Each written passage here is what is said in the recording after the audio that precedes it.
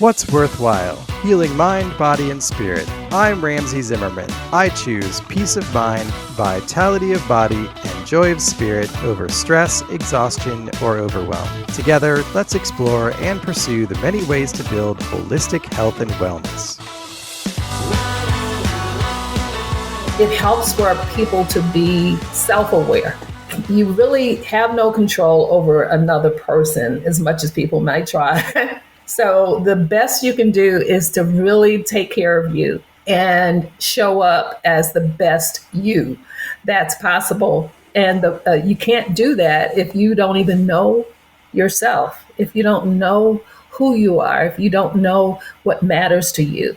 And even I talk to people, and it doesn't matter if they're C-suite execs. There are some people that haven't taken the time to even stop and think about the fact that you have a mind. Your mind is not you. You have thoughts. Your thoughts are not you. You have feelings. Your feelings are not you. Those are all parts of you. Do you know who you are? Hey there, it's Ramsey here. That was Barbara Palmer. Barbara is CEO of BP Life Coaching Services, LLC, located in the Houston, Texas area. She's a registered and licensed occupational therapist, executive coach, and certified health coach. Barbara uses the Make Anything Possible, or MAP, method to work with clients to help them understand themselves and their circumstances in order to make improvements. We spoke a lot about the challenges that C-level executives face and many ways in which they wander or are drawn astray. But these lessons apply to anyone in a leadership role. Barbara introduced me to the concept of the superconscious, which, as I understand it, is like the combination of all of our aspects, thoughts, and memories. She really drove home for me the importance of understanding ourselves, showing up truly as ourselves, and leading with integrity. Because if we don't, our health will suffer from the strain of pretending to be somebody else, and our organizations will suffer from having inauthentic leadership. I thought this was a terrific conversation, and I think you will too. Let's get started. Hey, Barbara, how are you doing today? I'm doing great. How are you, Ramsey? I am doing just fine. I'm excited to have a chance to talk to you today. We're going to talk a bit about how to be healthy as a C-level corporate executive. And I think that even for listeners who are not, chief executives, it's a valuable topic because it speaks to how to be not just effective, but also a healthy leader. Let's start out by introducing you and some of your background. You are the founder and CEO of BP Life Coaching Services, LLC, based in Houston, Texas. You have many certifications, trainings, and experiences in neuroscience, psychology, and spiritual factors. And you worked previously in the areas of healthcare, higher education, and change management. So I'm interested, what led you to go from working in the corporate world to coaching and supporting the health of those leading the corporate world? I'm so glad you asked. Actually, it was during the COVID pandemic that I had some really big epiphanies and aha moments in terms of what I'm really passionate about. And I had stepped away from doing work that was very much in sync with life coaching. Had done it like decades previously in a faith-based setting, and really had gotten away from it, wasn't even thinking about it. But during the pandemic, there was a point where with me being in this private college setting, I was making decisions and doing things that were absolutely critical at the time, but they weren't things that I was loving. It wasn't things that I was really, excited about and looking forward to.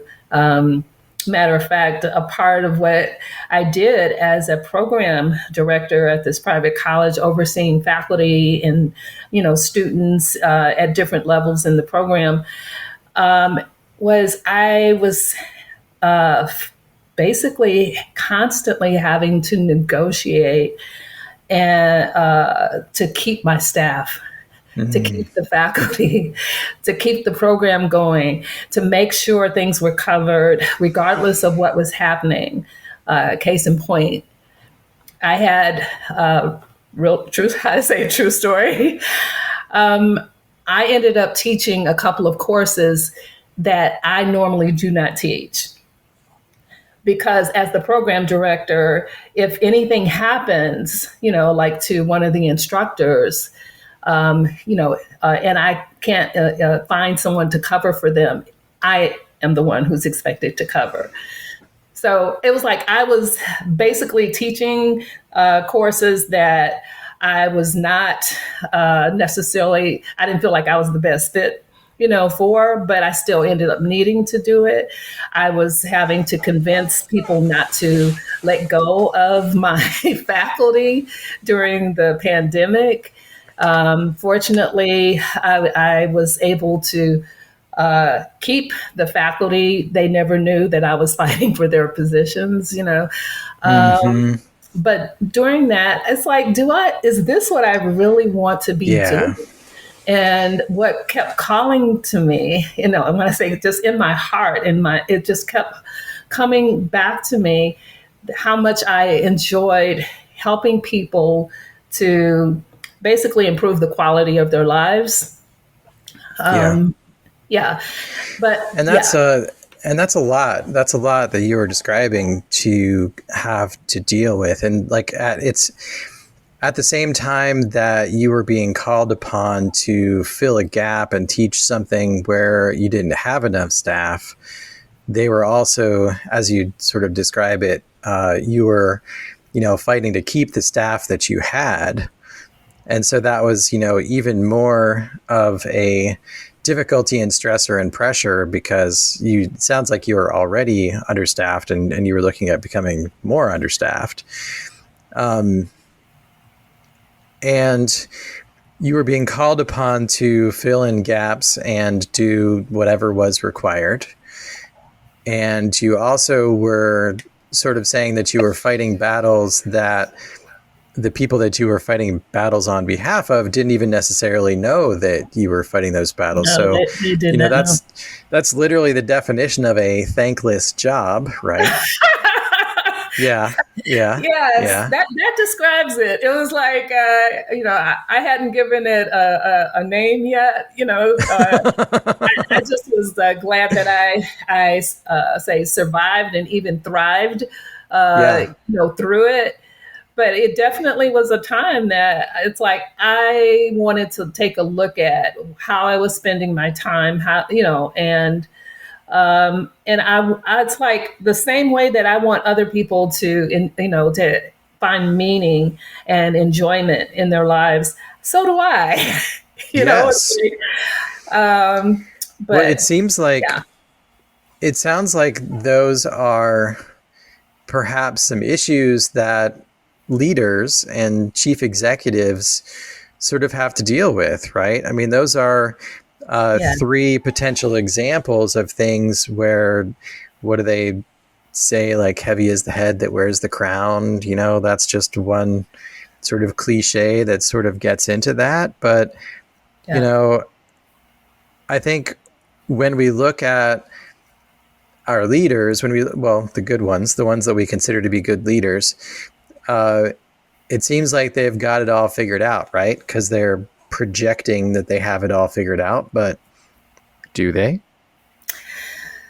Most likely not. And I say that because I mean there are some deep research articles that pretty much document that on the C-suite level, there's a lot of things that they're dealing with that are impacted by their biases, their whether it's implicit bias or any other type of bias that they're not even aware of.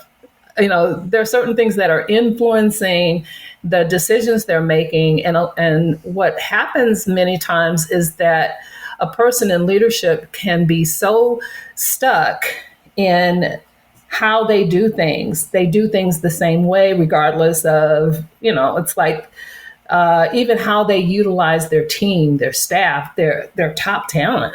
They may not even know who their top talent really is, because they're so used to satisfying, a stakeholder. Maybe it's a board that they answer to, or someone else that they report to as an advisor in some capacity.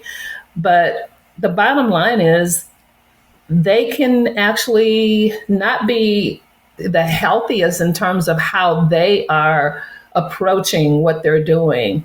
They may not even be mindful, of how they are showing up, for their organization, for their team, even as far as being the visionary. It's like, are they really the visionary, or are they carrying someone else's vision, or, their interpretation of it? But yeah.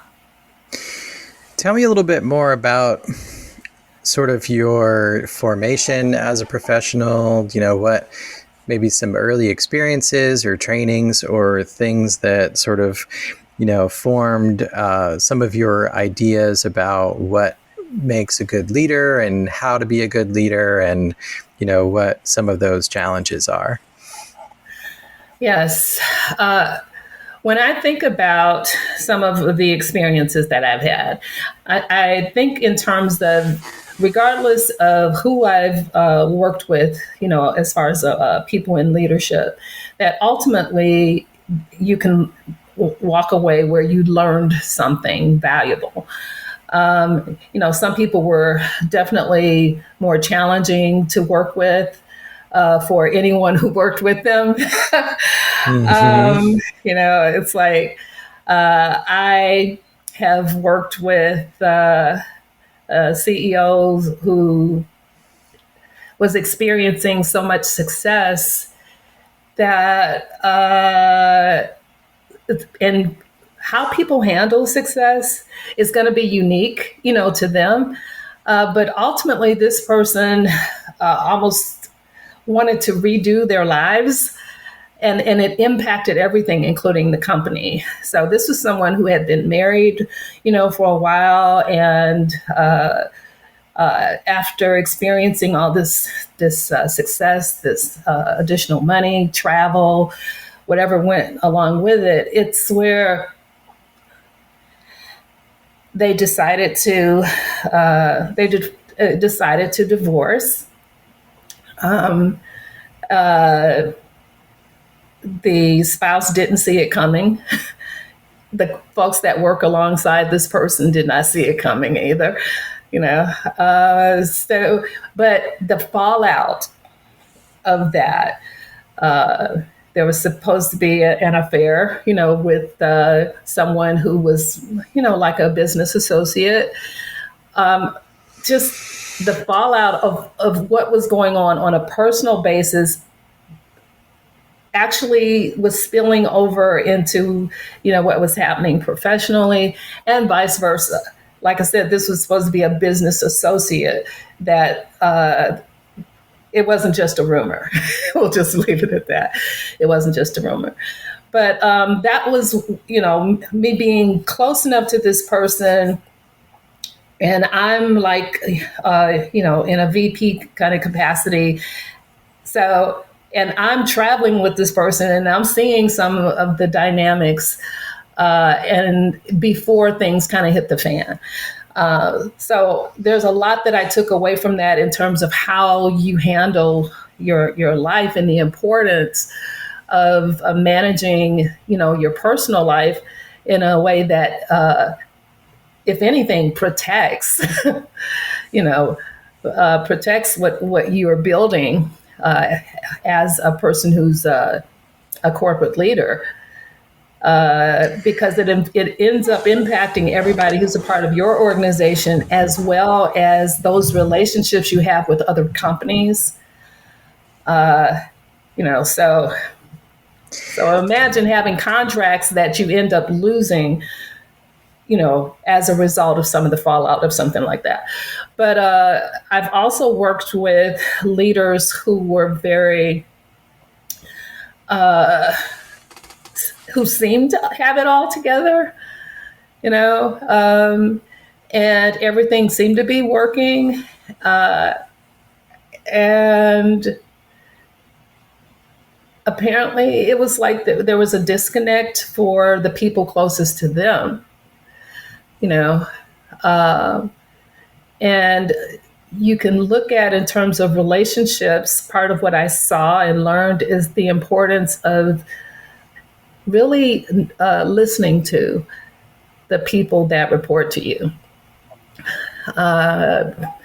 I think of this particular CEO who,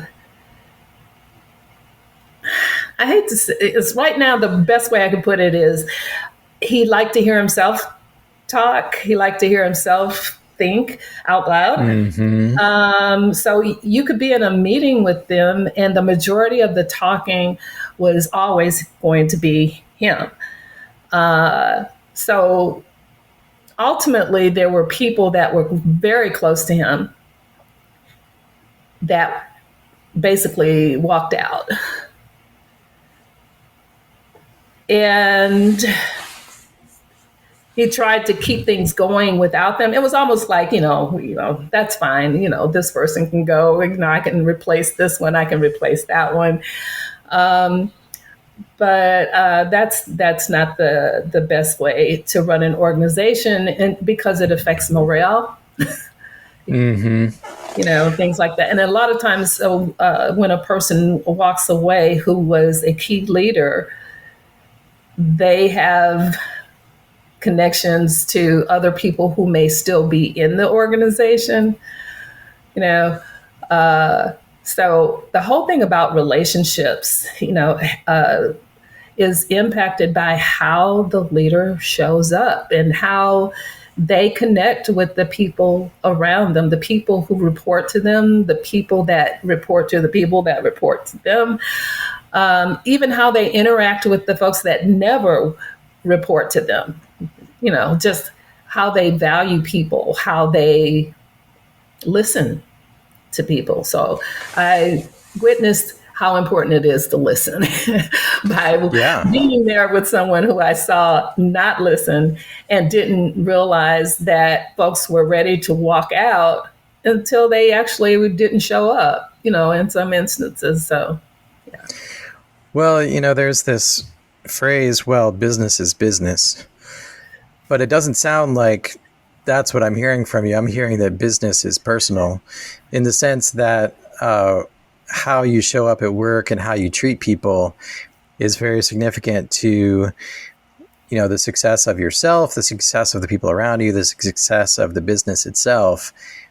And I imagine it's probably pretty difficult to show up well at work and treat people well and have good business relationships if you're not in a place yourself to have good relationships in a personal way, or even to be personally healthy yourself. Is that, something that you focus on in your work? In my work, I like to help people become more self-aware. And it's really, it's so that they're in a position to be in alignment with what are their core values. I think some people don't even know what their core values are. So helping a person know themselves, know what's important to them, know how to be present, when they're interacting with other people, know how to be an active listener, know the value of being those things. Regardless of whether it is in a boardroom or at home or out in the community, and where they develop the habit of being authentic. Yes. I don't see a lot of authenticity. Sometimes it's like, it's almost like a person putting on the way you put on clothes. Some people put on the role. They put on the expectation. It's like I'm going into this situation. I'm going to be, interacting with these particular people, and it's like an anticipation of what is expected. And so that's what I'm going to take to this next endeavor. As Do you opposed think that to just showing up, show up, and be yourself and go with the flow. While you're there, that way you don't get in your head. That way you actually are being more personable, even if it's a professional situation or a special event.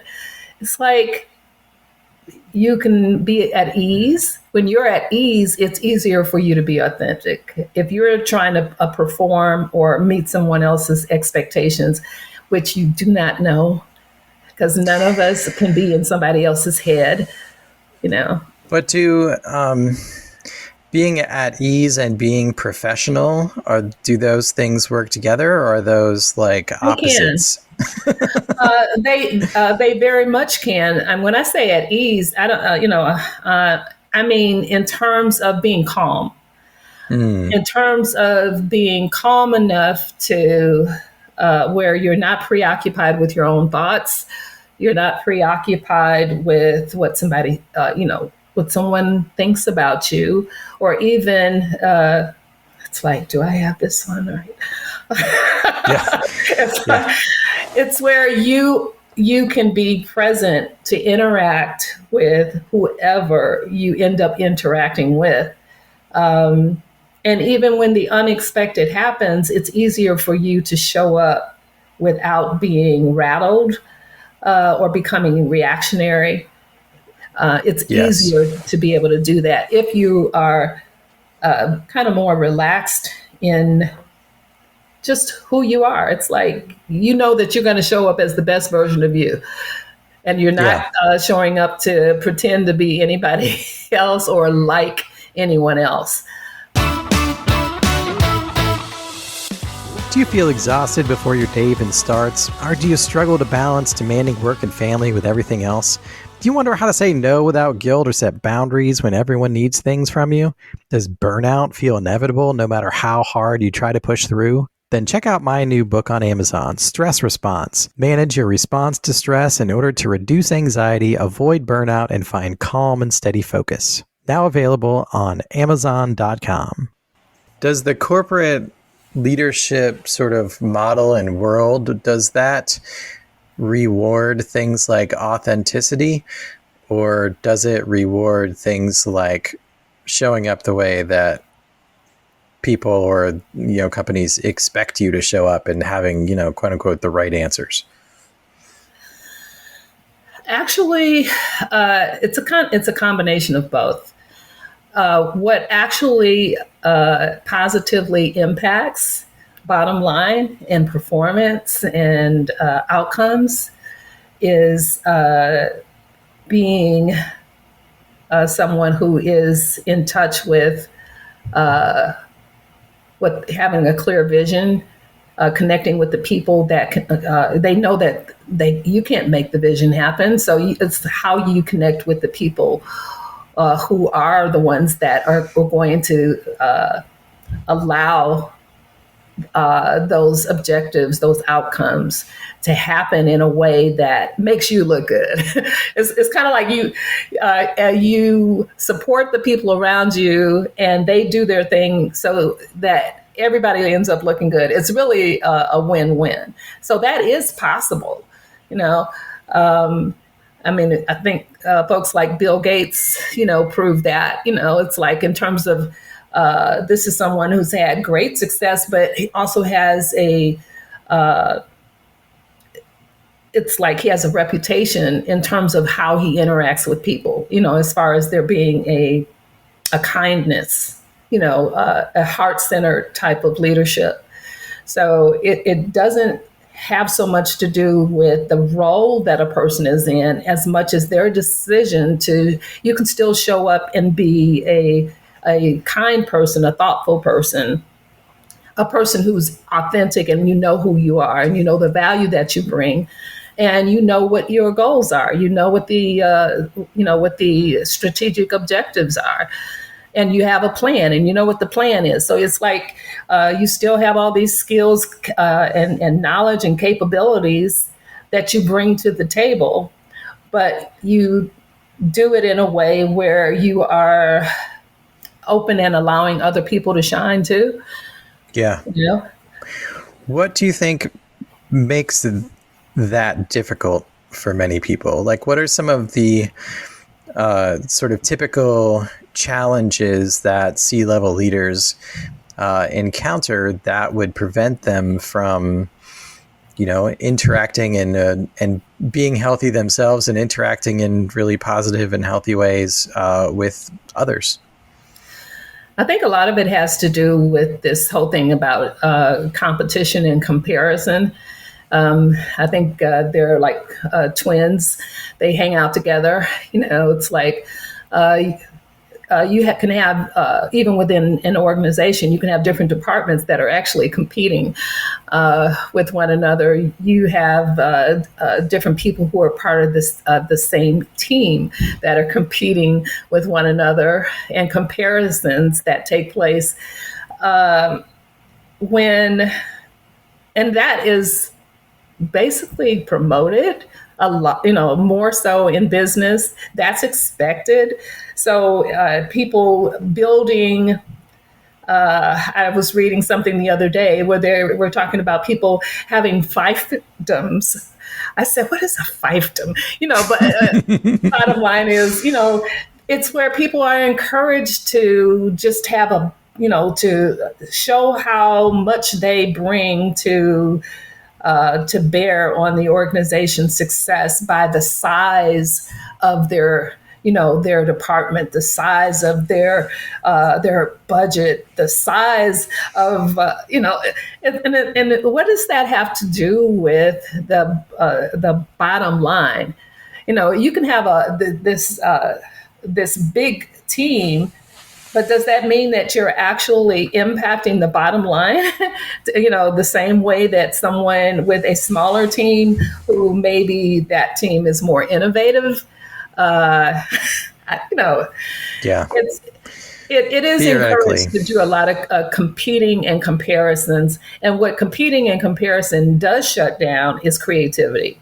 And you need creativity to come up with things that are new ideas. And it makes sense that because you don't necessarily have a lot of creativity going on,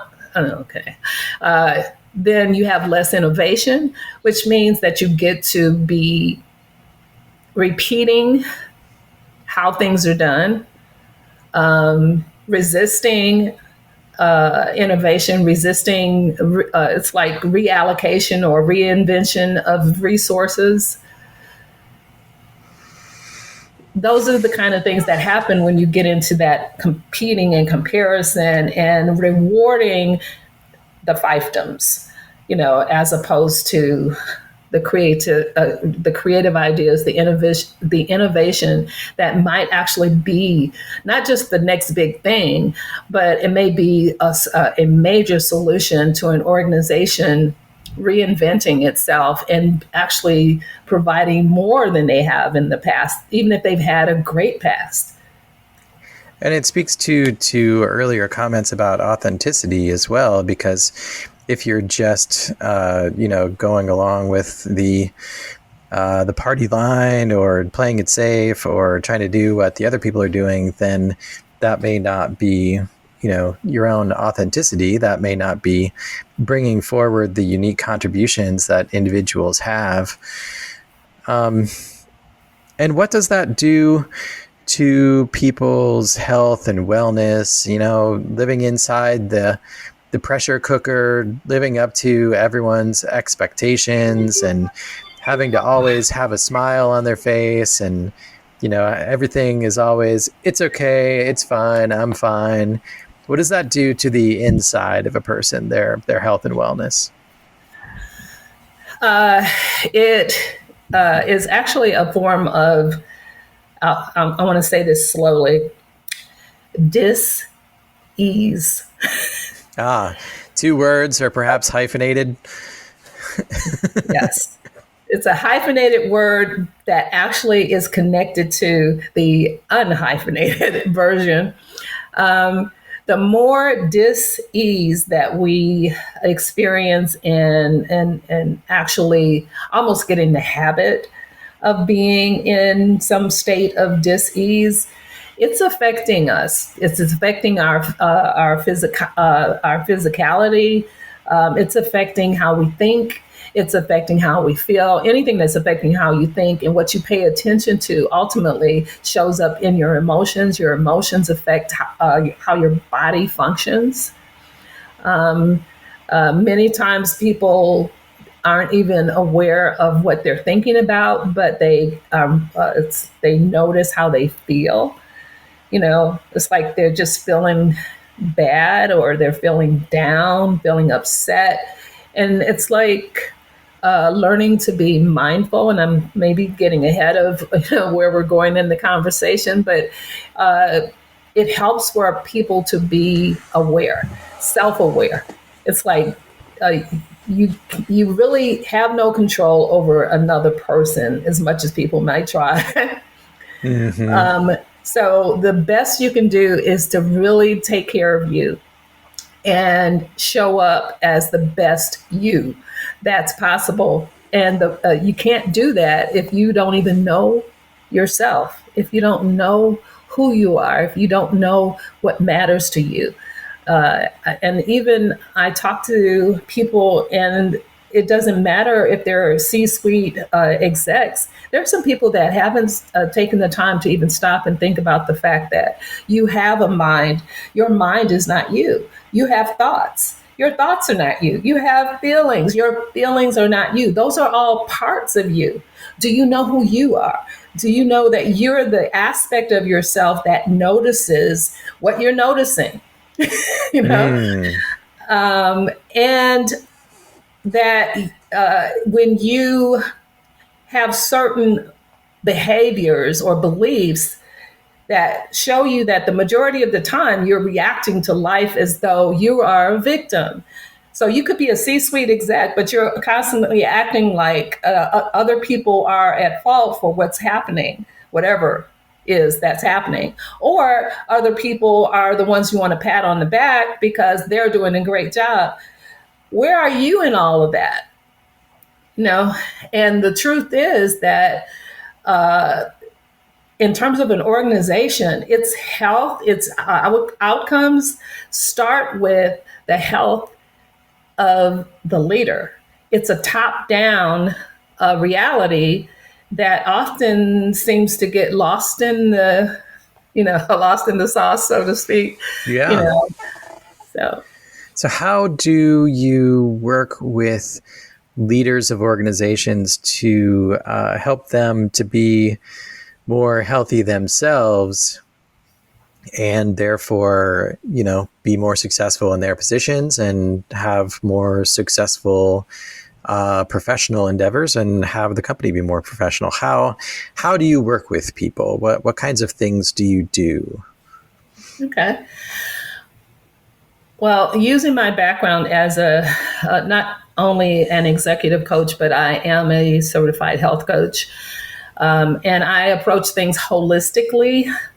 And we focus on whatever they want to focus on because ultimately everything is connected. So with that said, helping a person to recognize where they are. I like engaging people in doing some quick but helpful self-assessments. It's like, let's do some assessments where you get to know yourself better. and that you know what and maybe they've already had something like this done, but not everyone has. And so that's one of the things I might do, is to actually help them with an assessment where they get to know their strengths. They get to know, how they are under pressure. They get to know how they come across, when they are stressed. They get to just know more about themselves. I may also have them do a quick self-assessment in terms of, okay, so as far as your health, where do you think you are on a scale from 0 to 10? As far as 0, it's like, it's a miracle that you can even sit up. 10 is, it's like you are feeling good. You got plenty of energy. It's like you're feeling healthy and whole. But they get to rate themselves, and they get to identify why did you give it that rating. I would do the same thing as far as relationships, and that's relationships in general. Where are you as far as relating to other people, and how people relate to you, and also as it relates to their work, how, this is you being truthful with yourself. How satisfied are you? How happy are you with where you are as it relates to your work? And then finally, as it relates to just, we'll say just time and money freedom, where are you? 0 to 10. So we're not talking about an amount of money, but where are you as far as your time, your money, your freedom? Mm-hmm. And so we start with things like that, and then we go from there as far as, and what do you really want? It's like, mm-hmm. So this is where you are. What do you really want in those 4 different areas? Take a look at where you really want to be. And based on what you come up with, where do you want to start? What do we want to focus on first? I am there to facilitate, not take them by the hand, and guide them. However, I also use some techniques that help them to recognize when they have some type of block that's going on, something that's within themselves that's creating resistance to what they really want to do and what they really want to be and have. And those kinds of things, I know people might refer to them as hidden limiting beliefs. There are things that and this is when I'm saying this, and when I say you, this is for all of us, including me.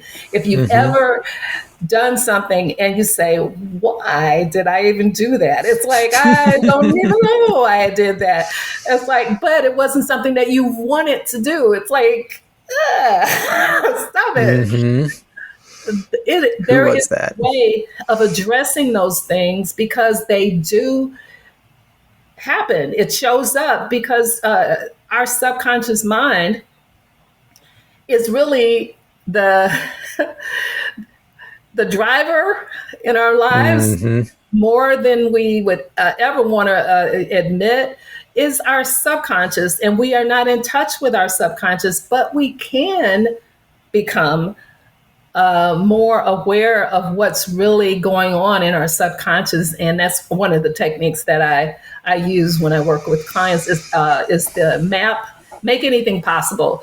It's where your superconscious mind is able to see what lights up and activates in your subconscious mind when you consciously are focused on something. Maybe you're focused on a goal or an interaction that you just had with someone, and there's these things that are showing up.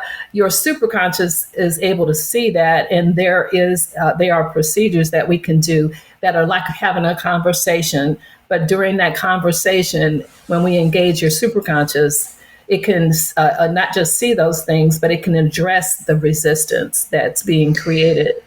I think people are pretty clear with the idea of a subconscious, meaning like the sort of the thoughts underneath. But what do you mean by superconscious? Superconscious, actually, Carl Jung, Jung, uh, recognized that we have a superconscious. He didn't continue his research on it, but there are others who did. And so just know the whole MAP coaching process is based on the continuing research that was done by a Dr. Flynn. And ultimately, Dr. Flynn trained and mentored Colette Stryker, who, long story short, she and her son, working together with Dr. Flynn, were able to create the various processes that have been proven to be effective and repeatable that we use as far as the MAP method. So, but in a word or two, like, what do you mean, like, by that? What? How would you refer to or describe the superconscious? Superconscious. So we understand conscious. So that's, it's like we think about something, we know that we're thinking about it. That's conscious. And we know that that represents maybe about 5 to 8% at the most. And everything else is under the water. So if you think of an iceberg, above the water, that's conscious. Below the water for miles, that's subconscious. The superconscious is able to see all of it, the whole iceberg. It's able to see what's happening as far as the conscious. It's also able to see what's happening on a subconscious level. And that part of you has been with you since your conception. So it knows everything that you have experienced, that you've thought, and it knows what's stored in the memory, because we have all these memories. So the memories that are stored in these, it's believed that there are 3 memory banks.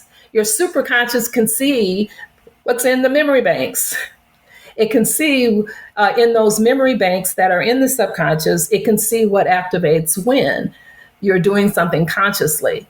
But it also has the ability to neutralize, to treat, to actually respond to your requests, your conscious requests of your superconscious. It's like having a helper that you didn't know you had that can be engaged. And so part of what I do is to help the person that I'm working with to awaken to the fact that you have this superconscious, learn how to engage your own superconscious. We utilize that relationship that is there between the superconscious and its ability to see and communicate with the conscious and the subconscious aspects of the person. So it's like that's what we're doing, is engaging this powerful part of you or the person that is there to help, that is there to say, okay, so if you want to achieve this goal and you've got this thing that you've got these thoughts that keep coming up and they're resisting your goal. It's like almost the superconscious is almost saying, so what do you want me to help you with that? And when you say, yes, because I always ask for permission. Do I have your permission to work with your superconscious mind to treat and neutralize memories during the session? That person would say yes. And then even during the procedure or session, I'm always checking in with the person. It's like, okay, so this is what you're wanting to focus on. So while you're focusing on that, are you feeling any type of inner resistance to what you actually want? And that's when they're becoming more mindful. And it's like, I know that I really want to do this, but what's coming up is, are you crazy? You've never done anything like that before. And it's like, you don't want to push that down. It's like, okay, so how strong is that reaction? That, you're crazy. You can't do this. So your superconscious is able to see that where it actually is coming from, all the memories that are associated with that feeling that is resisting that particular goal. And superconscious can address that so that something that initially is feeling like there is absolutely no way I can do this, to where that goes away. And that they may even remember, because it's all about memories, they may even remember certain events that happened and conversations that happened and the story they told themselves or what someone said that sounds just like that voice that popped up and said, "You're crazy, you can't do this." And when the session is done, it's where that the story is gone. Those feelings of, contradiction about what it is that they're doing and what they're desiring are calm. It's like it's no longer there. That's what the MAP process makes possible, by engaging the superconscious. It's phenomenal. That sounds really phenomenal. Is just so that I sort of understand what we're saying, is the superconscious the combination of both the subconscious and the conscious? And then is there more baked into that also, in addition to those two things? Actually, as far as the superconscious, it's like there are different, people will say, well, I think that the superconscious is kind of like, I think it's the soul. I've also heard people say, I think that the superconscious, if somebody is very spiritual, I think that's spirit. That's it